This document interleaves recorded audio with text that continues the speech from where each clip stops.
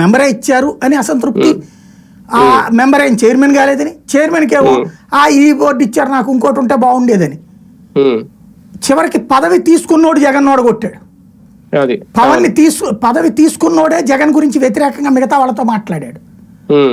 జగన్ కి గురించి వ్యతిరేకంగా లేదా పార్టీ గురించి వ్యతిరేకంగా తన కార్యకర్తలతో మాట్లాడాడు. జగన్ ఓటమిలో ఇలాంటిది ఎక్కువ ఉంది. దీనికి రీజన్ ఏంటి? ప్రొఫెషనలిజం ఎప్పుడు వస్తుందంటే భారతీయ జనతా పార్టీ వాళ్ళకి సంబంధించి శిక్షణా తరగతులు ఉంటాయి. రోజుల తరబడి కార్యకర్తలు నాయకులు కూర్చుంటారు వాళ్ళతో, ఆ టైంలో చెప్పేది వింటారు, మాట్లాడిస్తారు.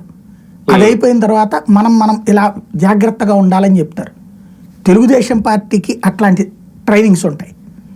వాళ్ళకి ఇంటర్నల్ గా భేటీలు ఉంటాయి, వాళ్ళు కూర్చుంటుంటారు. కమ్యూనిస్టులైనా అంతే.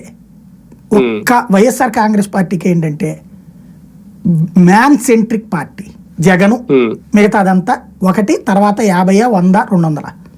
రెండవది బూత్ కమిటీలు వేయడు, మండల కమిటీలు ఇవన్నీ ఏదో ఎవరికి నచ్చితే ఆ రోజున వీళ్ళకి పోస్ట్ అంతే.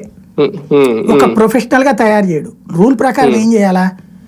ప్రొఫెషనల్ గా ముందు ఈ కమిటీలు, పంచాయతీల స్థాయి కమిటీ, మండల స్థాయి కమిటీలు, జిల్లా పరిషత్ స్థాయి కమిటీలు, జడ్పీటీసీ స్థాయి కమిటీలు వేసి ఈ కమిటీలన్నిటి మీదన ఇదిగో ఈ 10 మండలాలకు నువ్వో నాయకుడివి, అంటే 10 గ్రామాలకు నువ్వో నాయకుడివి, ఇలా గ్రామాలకి నాయకుడు అయినటువంటి వాడు మండల నాయకుడు, మండలాలకి మళ్ళీ ఇంకొక నాయకుడు. ఈ గ్రామ నాయకుడు ప్రతి నెలకు ఒకసారి వాళ్ళతో మీటింగ్ పెట్టి ఫీడ్బ్యాక్ తీసుకోవాలి. ఈ ఫీడ్బ్యాక్ తీసుకెళ్లి మండల నాయకుడికి చెప్పాలి.